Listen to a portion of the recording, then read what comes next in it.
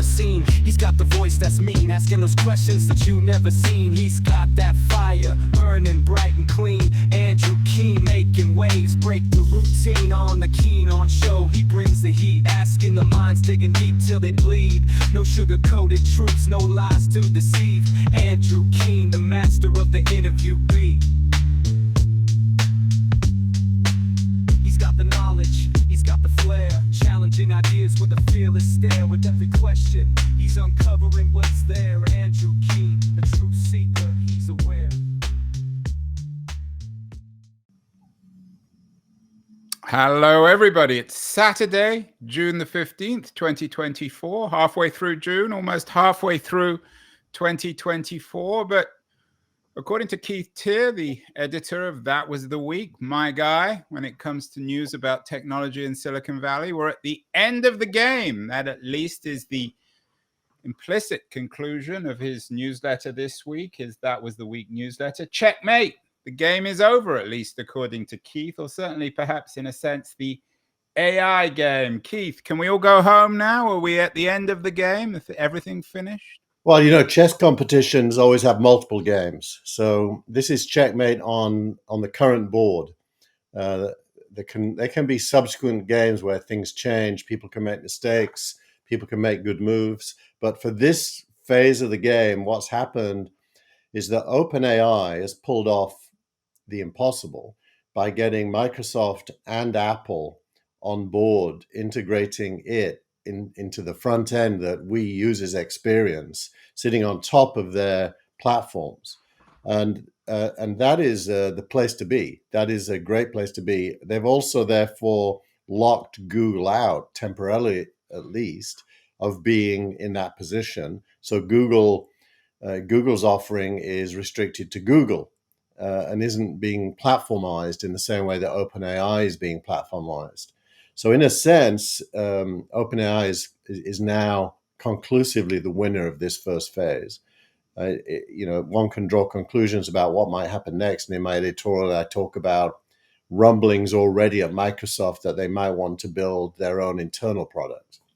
So let's be clear, Keith, because I have to admit, maybe I'm the dumb one here. What exactly are the deals that OpenAI has put together with Microsoft and Apple? What will it mean?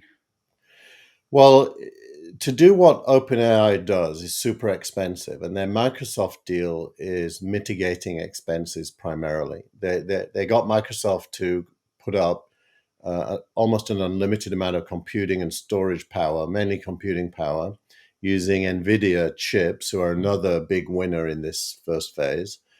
And that means that OpenAI can build its models at great scale at pretty much zero cost. So this is the classic Silicon Valley win-win.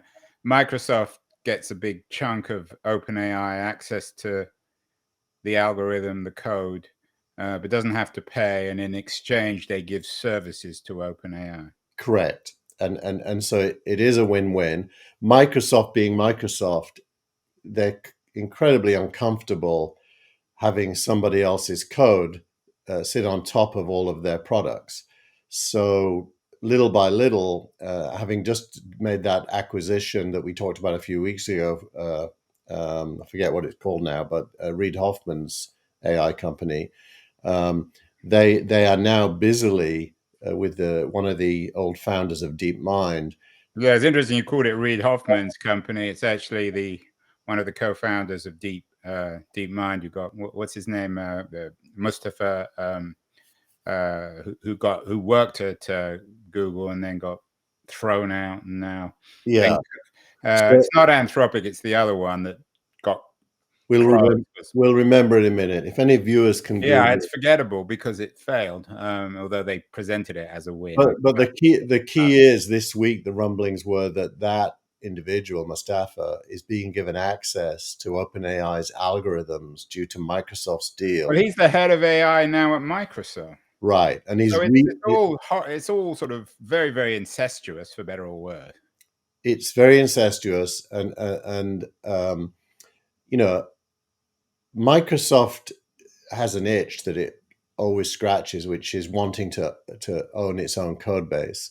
I experienced a very similar thing. I got Microsoft and Google as well when I did real names. In my case, it was Microsoft and Google that was my checkmate. And Microsoft, Yeah, it wasn't a checkmate for anyone. You're talking about an itch and incest. What is this actually resulting in, though? Is there a, this is supposed to be a family show, but I can be rather vulgar. Is it just mutual masturbation? Is anyone actually benefiting from this? well, you have to stand back a little bit and acknowledge what computers can now do that they couldn't do a year ago. And the answer to that question is dramatic in terms of night and day difference between what a computer used to be able to do and what it can now do. And Microsoft, because it owns an operating system and a lot of web services, Google, because it owns web services, and Apple, because it owns an operating system, Android and iOS being the two that dominate the world. The battle is to deliver that performance to users through interfaces. And normally, you would expect Microsoft, Google, and Apple to do it themselves. But only Google is doing that. OpenAI is doing it for the other two. And let's be clear. Let's bring Apple in. We've talked a lot about the Microsoft OpenAI relationship in the past, Keith. But this new Apple OpenAI relationship, is it similar to the way in which Apple essentially paid for the Google search, or Google paid Apple to put Google search on all the iOS platform, so it's in every iPhone, or is it a different arrangement? The economics are different because nobody is paying anybody. OpenAI, What are people getting? What is being exchanged here? quality of service for Apple. They get to plug the iPhone into the best AI currently without paying. And therefore, and we should get into Apple because that's only part of Apple's play. It's not the most important part, I think, but it's part of it. And what OpenAI gets is distribution through Apple to 1 billion or more users of Apple products, and it's free on both sides.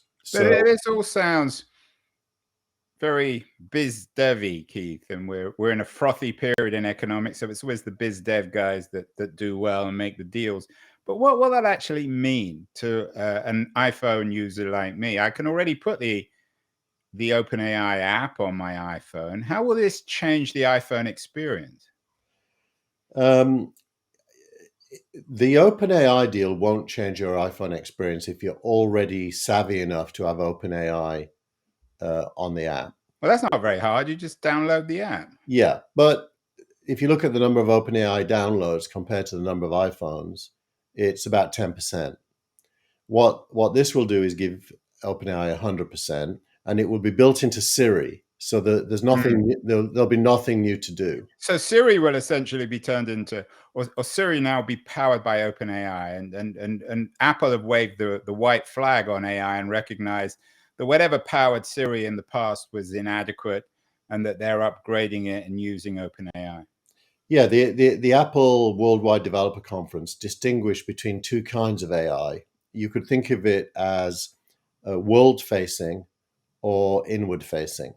Inward-facing means on your Mac, on your iPhone, on your iPad, your own data.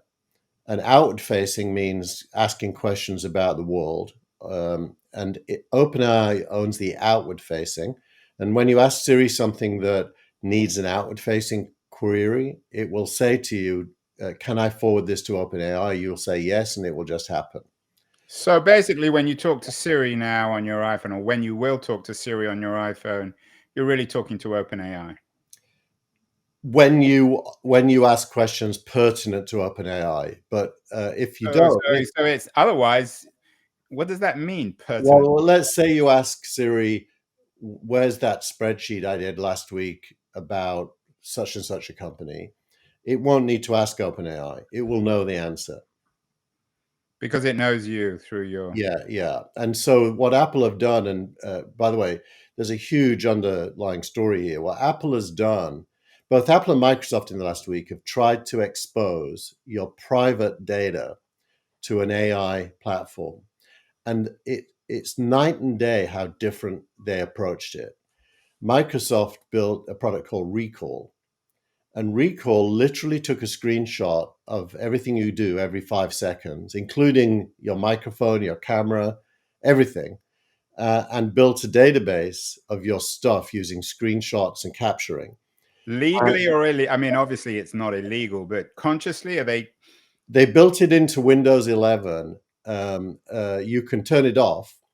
And then there's a lot So of... it's automatically on. So if you use Windows 11, they will automatically take this screenshot of all your data. That was their original idea. As you can imagine, there was a massive backlash to that. Surprise, surprise. So then they made it opt-in, and now they've made it a private beta that only certain users can get. And does Microsoft have that Siri-like interface? They don't know they have something you talk to. They used to have, and they abandoned it a long time ago. Now they have Copilot, and Copilot is basically an artificial intelligence that comes up in all different contexts, and so it's Microsoft Copilot. Now, contrast that with Apple. What Apple has done is said, we have AI models that can run on your phone. There's no need for the cloud, and your data never leaves your phone. And so when you ask questions about your data, it's you talking to you, and there's no third party in the loop at all, not even Apple. And so they've built this kind of secure, encrypted... But it's Apple. It's the real strength of Apple, which has always been. And so it's very much consistent with their way of thinking about their product. Yeah. Now they also recognize that there are times when you need more computing power than your phone has.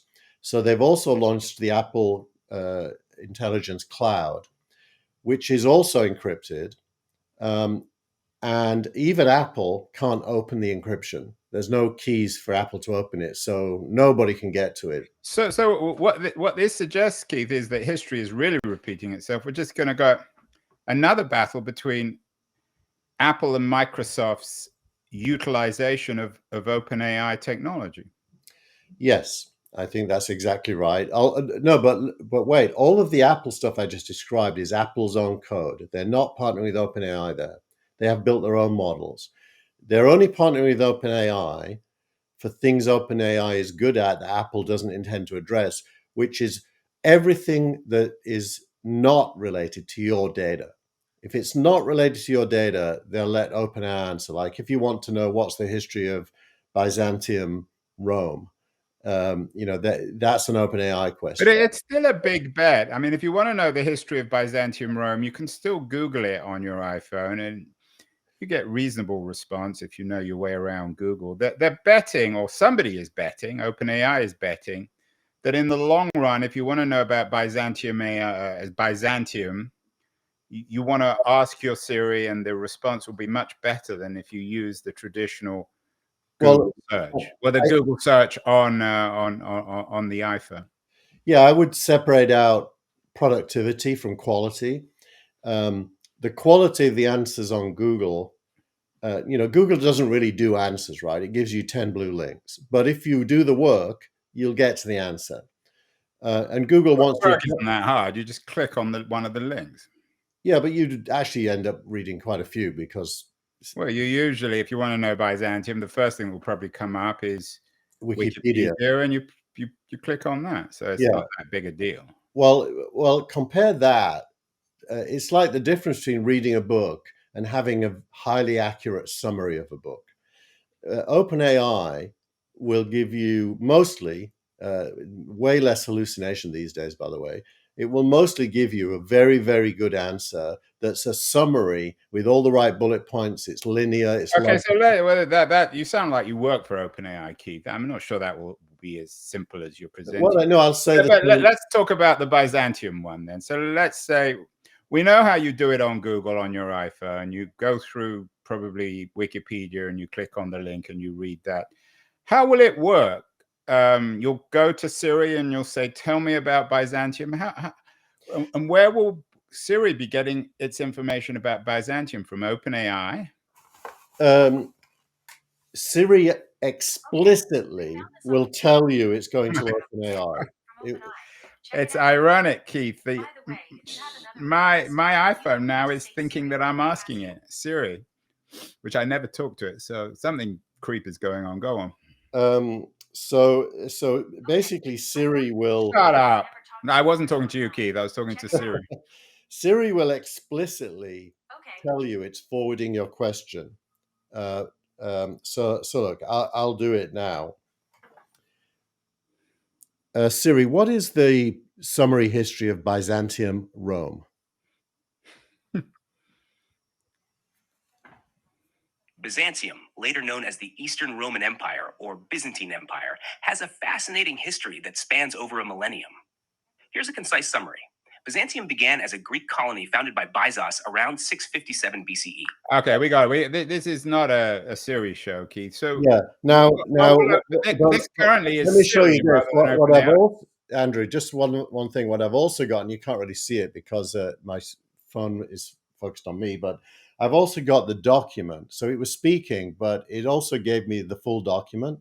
Yeah. That is, I don't know, it looks like about 200 words. That gives me that summary. So it's kind of so you're knocking out a layer rather than going to Wikipedia. You go to Siri. Yeah, you're knocking out a layer and some work. So in hours in the day wise, it's going to save you a lot. That's your phone. That's probably Siri telling you about Byzantium. And then, okay, so we got that. I'm still not convinced of its value. I'm still not convinced, certainly, that most people will either understand or have any real use for this. So let's get to Google. What's Google doing? Is it an alternative economy where Google is cooking its own and serving it up, whereas eating its own dog food, whereas Microsoft and Apple now are using the OpenAI technology to power their AI? That's right. I mean, Google's been at work for a long time on this, and like everyone else, was caught with its pants down last year when OpenAI launched. Well, I hope not all of them. My wife works for Google. She wasn't caught with her pants down. Exactly. I hope not. It was a corporate pants down, Okay. not an individual one, but they were. And OpenAI, is measured by its capability to build models and produce products. It's way ahead of Google. You've always said that. You've never really convinced me, and the markets don't concur with you. I mean, Google might not be at 3 trillion, but its market cap is also extremely strong at the moment. Yeah, well, look, Google's world is complicated, and I don't want to minimize it. Google has to do a few things simultaneously. The first is it has to maintain usage of Google search. In order to be as good as OpenAI, it has to build AI into Google search. But it has to do it in such a way that clicking on links doesn't go away, because Google makes money from people clicking on links. So it doesn't want to cannibalize. I mean, it's the old Microsoft problem with Windows and the internet. Correct. So Google has a much more complex chessboard. It's the innovators. I mean, it's the classic innovator's dilemma. Yeah, and OpenAI has none of that. OpenAI's revenue was announced as 3.4 billion annually this week, which is tiny compared to Google, really tiny. Yeah, although you have a piece about its astonishing growth, which most astounding business results of all time, OpenAI's growth, although it's still early days. Still early days and still small compared to these big guys. But, if you were Google and you could pull it off, you would probably want to acquire OpenAI. Yeah, but that's not going to happen. I mean, even if they have the resources, it's certainly not something that would. They can't pull it off now. Well, they certainly couldn't pull it off with the regulators. I mean, Keith, what all this suggests to me is, I don't know what the word is to describe the beginning of a chess match. It's like the baseball analogy of what inning are we in? there's no checkmate here. The game has barely even started. Well, yeah, I agree with that. If you think of it as a championship tournament rather than a single game, I think the checkmate pertains to a single game, but there's still a championship being. What is the single game? The single game is who owns the primary user interface to users for current AI. And the answer is OpenAI, except for Google's interfaces. It's not there, but everywhere else. Well, but that's still a very significant exception. Plus, we have no idea of really the next Google, of the couple of kids in the garage inventing something that will just astonish everyone and blow the market away. That can easily happen. That can easily happen, and that's why it's a very specific checkmate. But you've got to acknowledge that OpenAI, despite all of its troubles that we've talked about on this show, has played a great game. I mean, who would have bet that, if you go back 5 years, you wouldn't even have thought this kind of level of AI. And is this all this in parallel with all the corporate unrest, the resignation of some of its founders, the debate, to put it politely, about how OpenAI is being used? No, I think that's more symptomatic of the political canvas that this all sits on top of. OpenAI obviously throws up a lot of people claiming that the human race is at threat from AI's growth. And not to use modern language too much, but the more woke you are about tech, the more likely you're going to agree that there's a threat. And internally at OpenAI, because it started life as a not-for-profit based on a Human Progress Foundation, the employee base is made up of both opinions. Scientists who just are doing work, but also anti-scientists who fear for the human race. And I think what you're seeing with the change in personnel is all that shaking out, with the scientists winning. I'm still not convinced that this is the revolution that everyone seems to be talking about. Both the supporters, the naysayers, the people who believe that AI is apocalyptic, existential risk. I just don't see how it's going to. We already have AI with the internet. This is just a slightly more sophisticated version. Let me ask you a question. Do you think you use it enough to have that opinion? Well, that's a chicken and egg, Keith, because if I needed to use it, I would. I just don't need it. How is this going to dramatically change how most users, how most people use their iPhones or the internet? Well, it's really about getting tasks done. Let's take your week. Your week, how many interviews do you do a week? Too many. So let's say it's 10. Well, let's say one a day. Let's say one a day. Now, how much work do you have to put in ahead of an interview to be ready to do the interview? 15 minutes. Right. OpenAI will reduce that to 5 minutes. How do you know? Because I do it. I prepare for things all the time, and I use it to prepare, and it gives me citations, it gives me summaries, it massively saves me time, and so I bet you if you just turn it on your iPad and ask it about the person you're interviewing and the recent book they wrote, or whatever it is, you'll be amazed how much more productive you become. Okay, so it's going to improve our productivity. Well, maybe you're right. Although there are, of course, still the pessimists. One of the more interesting pieces that you linked to in this week's newsletter is the Checkmate newsletter, is one by Ted Joyer. Is Silicon Valley building Universe 25? A very dark vision of how we are falling into a dystopia. And you sent me this week, Keith. I got about 2 or 3 other people sending it to me, so it's clearly getting a lot of visibility. What does Ted Joyer fear? Yeah, Ted Joyer is becoming a bit of a thing, isn't he? Because he's basically a jazz. Yeah, I mean, he's an excellent writer on music. I've talked to him. I've always tried to get him on my show. He never seems to have time. Maybe he could use OpenAI, give him a bit more time to do other people's shows. But he's a very, very good. He's a very, very talented music historian. And he's an abstract thinker, which is I think at a premium at a time when there's a lot of change. You need abstract thought. So he does think abstractly, and he discusses the human race as being in a state of what Durkheim called anomie, which is basically losing a sense of purpose in life.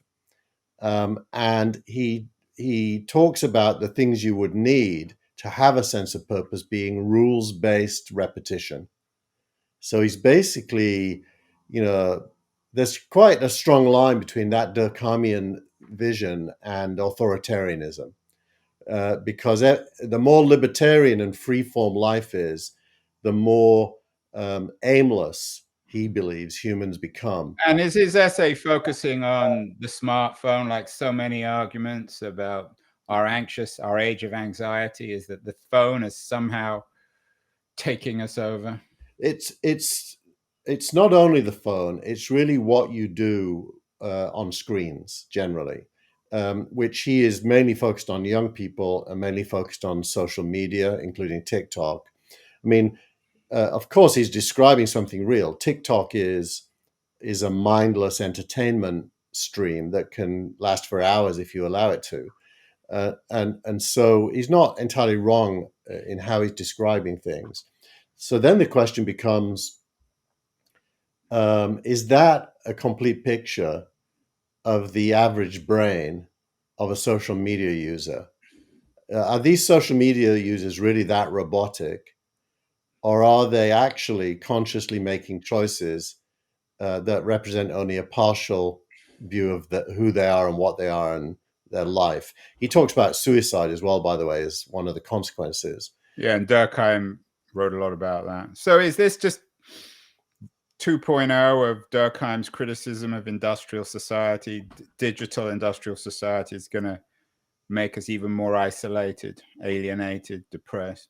It is. I don't think there's anything original in the essay, but it does remind us of how repetitive human challenges are through the ages.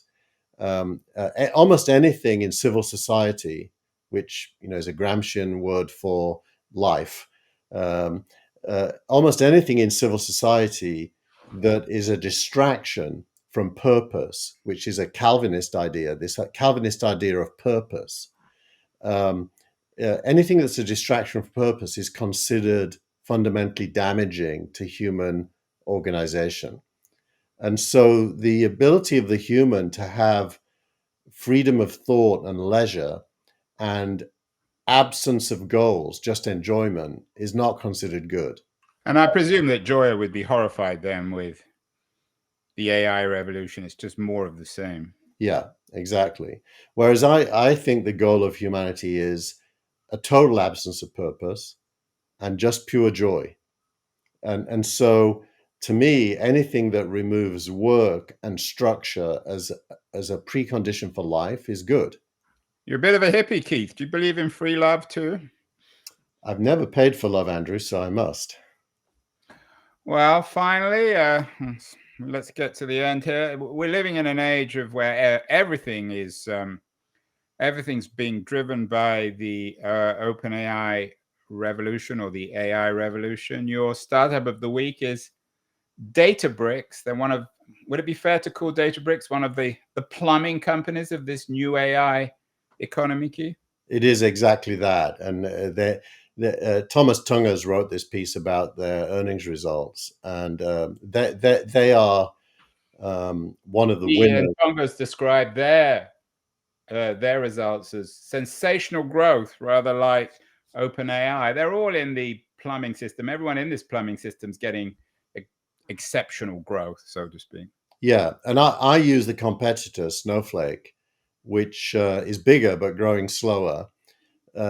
So you need to organize data in this world if you're doing software. Software doesn't any longer really play without data, and so data is the new oil. We've heard that one before. And what exactly does Databricks do then? Databricks gives you a place to push your data, to analyze it, and this week they announced visualizing it. So it's basically a place to manage, organize, and understand your data. And are they in parallel with OpenAI, or are they in competition? Neither. They're at a deeper level, mainly for enterprise customers, whereas OpenAI is building a platform for consumers, really, and everyone. Databricks is just a little piece of the jigsaw that deals with managing and organizing data. And it's mainly things like marketing data for e-commerce companies, things like that. Well, the jigsaw is all finished by the end on our big data show. Your X of the week is by Alex Kantrowitz. You've had him before. About $3 trillion companies: Microsoft, Apple, and NVIDIA. What's interesting about this? The fact that now we have $3 trillion companies. It's just symptomatic of the value in tech. Tech used to be small compared to the rest of the economy in GDP terms and value terms. And what's happening is, as billions of humans are plugged into tech, and as tech starts delivering things to humans that are must-haves more and more, the tech companies are getting bigger and bigger and bigger. It wasn't that long ago that we got the first $1 trillion company. Now they're 3 trillion. I've predicted that OpenAI will get to 10 trillion, which I think it will. And tech is that's it. Another word for value. It's where the value in human capabilities is going. Yeah, I think speculating on OpenAI being worth 10 trillion is rather silly. But going back to NVIDIA, I understand why Microsoft and Apple are valued so highly, because they're complex companies. They are the plumbing, but they're also the toilet and maybe the user. What about NVIDIA? I've asked you this before, are they the Cisco of all this, that they're booming massively now, but they're only one piece in the plumbing? Why are they valued so highly? Well, because they have a monopoly on chips capable of driving the AI. Let's call it a revolution. NVIDIA's chips are the only chips capable of scaling and delivering on what these companies are trying to achieve. So their sales are through the roof. I mean, I think it was. But aren't other companies, Intel, Google, aren't they all working on their own chips? They're miles away. They're not even close in terms of capability or scale. They will get there. I agree with you. I do think. I mean, Cisco is still a very valuable company. So saying NVIDIA is the next Cisco might be true, but that's a big company. But if you ran NVIDIA, what would you be trying to do? I mean, surely they should be the ones buying Databricks and becoming more than just a chip manufacturer. Well, their roadmap is very incomplete. So they don't need to move into adjacent markets yet. They can grow much bigger just by keeping doing what they're doing. They've already announced the next 2 generations of their chips and what the capabilities will be. And that's the next 2 years worth. They kind of do an annual upgrade cycle. And the prices come down and the capability goes up. So it's a Moore's Law phenomenon. And as that happens, the number of units sold will increase because the price comes down. So their total addressable market is on fire. Well, finally, Keith, we look back at this period and think, you remember that time when NVIDIA was worth $3 trillion and then just chuckle like we used to chuckle about the 90s when you had all these online dog food companies worth hundreds of millions of dollars? Or is this for real? Are we in a boom? Is it a period of irrational exuberance, or is all this real? Well, it's just my opinion, but I think we'll chuckle for a different reason. I think NVIDIA is going to be worth many times more than 3 trillion 10 years from now. And we'll chuckle that we could have bought it at 3 trillion. So in other words, we're not even in the boom yet. We're at the beginning of a huge replacement cycle in technology terms. Checkmate then. Checkmate in the first game.